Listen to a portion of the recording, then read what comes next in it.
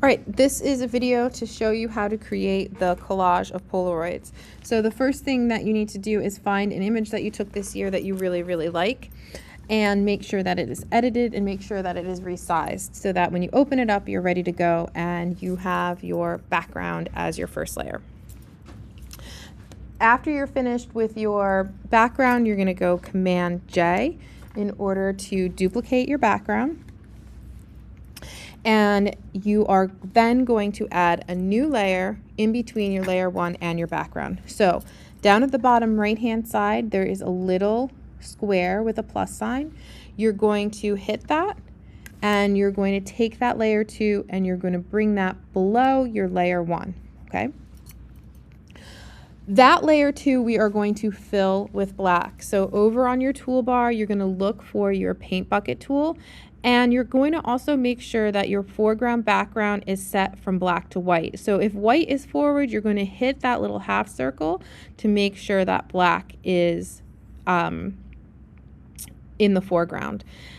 If you cannot find your paint bucket tool, like your paint bucket tool is usually hidden behind your gradient tool. If it is not, you can hit those 3 little dots on your toolbar and you will be able to find, there'll be a whole bunch of edits in your toolbar. You should be able to find it there.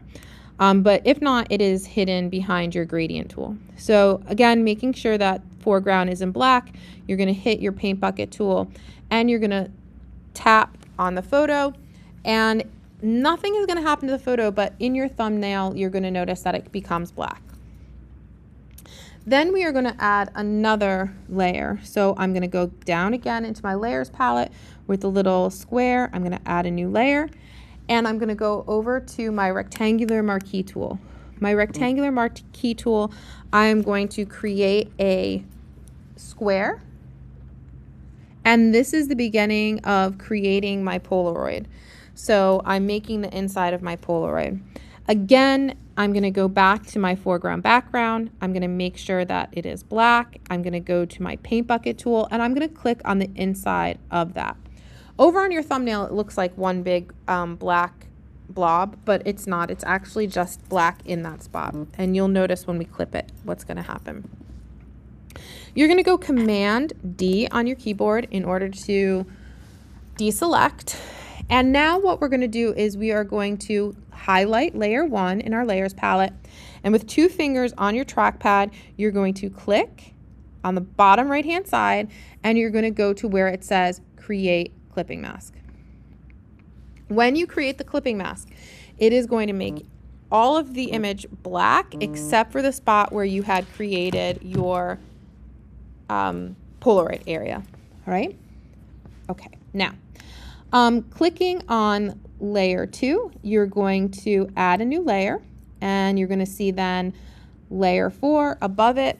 You're going to go over again to your rectangular marquee tool and you're going to create a little border around that rectangle. This is going to be the Polaroid part. This is the white part of the Polaroid. So remember that the white part of the Polaroid, it's even on the sides and then it is a little bit more on the bottom. So if you make a mistake, you can go Command D to deselect, but I would just start from the top, try and make it as even as possible, and then make it wider down at the bottom. Okay, I didn't like how it looked, so I'm gonna do it again. That looks pretty good. Okay, this part is going to be filled with white. So now we have to go over to our toolbar and we're going to swap our black with our white. I'm going to go back to my paint bucket tool and now I'm going to fill it with white. And now you'll see it. So now this is your Polaroid. You're going to go Command D to deselect. And while that layer 4 is still highlighted, which is the white area, we're going to add an effect. We're going to add a shadow to our Polaroid so that as we are layering them, it looks like it has dimension. So while layer 4 is highlighted in our layers palette, I'm going to go all the way down to the bottom where it says FX, which is Add New Layer Style. I'm going to click on the Add New Layer Style, and I'm going to scroll down to where it says Drop Shadow. When I click on Drop Shadow, you're going to do the following things. The blend mode is going to be on multiply. Your opacity is going to be at 30. Our angle is going to be at 120. The distance is going to be at 5. You can put the spread at 5. and the size at 5. And then you're going to press OK. Now, although you can't see it now, like I said, when we end up multiplying them, they're going to be stacked on top of each other, and it's going to look like there's more dimension. All right.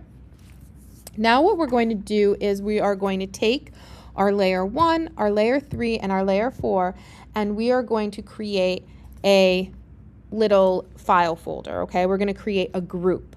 So grouping things together helps to keep your layers organized, especially when we're doing things that are repeating. So by holding down Command on your keyboard, I'm going to highlight layer 1, I'm going to highlight layer 3, and I'm going to highlight layer 4. And then I'm going to let go, and I'm going to hit that file folder that's down at the bottom of the layers palette, okay? Again, this is my create a new group. When I do that, it looks like they disappear, but if I hit that little arrow, you'll see that my group 1 is created, and that's all of the images in the group, okay? If at this point you want to do anything or rotate, because you'd want to have like the Polaroids rotated, if you want to do anything to this particular picture, what you're going to do is highlight layer 3 and layer 4, and you can do that by holding down Command, and you can go to your Move tool, and you can rotate your image, or you can move it to a different location, okay? You can press Return in order to accept it, and you're going to then highlight your group. Now, we're going to duplicate our group. Now we're going to start the process of having multiple photos. So I'm going to go Command J in order to duplicate my group. I can even, in order to keep it organized, change the name. This is going to be group 2. You don't have to do that, but it will help you stay organized. I'm going to then highlight layer 3 and layer 4, and then I'm going to take it. Sometimes it jumps around, so make sure that you grab it from the right spot. I don't know why it keeps jumping around on me, but it does. So you just have to make sure that it doesn't jump. You can hold Command down, and that will help you. And I'm going to rotate it. See, I'll like put it one on the B. All right, so I like how that one looks. I'm going to close that group 2. I'm going to go Command J. And I'm going to make this one group 3. And I'm going to open that group again, Command in order to select layer 3 and 4. And I'm going to take that. Whoops. Make sure, again, when you are highlighting, and this is very easy because even I'm doing it, make sure that the group isn't highlighted, just 3 and 4. There we go. I'm going to move it. I'm holding down Command while I'm moving it, and then that seems to help out. And I want to do another section. I'll do the section of the flower. And then I'm going to close that group. I'm going to go Command J, and I'm going to continue to do this until I like my final image. I would say that you should have about 6 Polaroids within your image before you will save it as a JPEG. And maybe I'm gonna turn this one this way. Maybe move it down a little bit. Over here. And I'm just gonna keep going. That's it. That is how you are gonna be creating your collage of Polaroids. If you have any questions, obviously, come and see me so I can help you. But it's pretty easy. Once you get those first steps done, it should be pretty easy. Just remember, you don't want to have your group highlighted. You only want that highlighted when you duplicate, but when you go to move and when you go to rotate, you're only having layer 3 and 4, okay? And if it starts jumping on you, try holding down Command when you are editing. When you're completely done, and I think I would add like maybe one down here, and maybe I'd add another one up at the top. You're going to go to where it says File, you're going to export it, and you're going to export it as a JPEG. Make sure to save it as a Photoshop file if you're not done. If you're still working on it and you're unsure how it looks, make sure you go to File, Save As, and you're going to go to a Photoshop PSD. And that's it.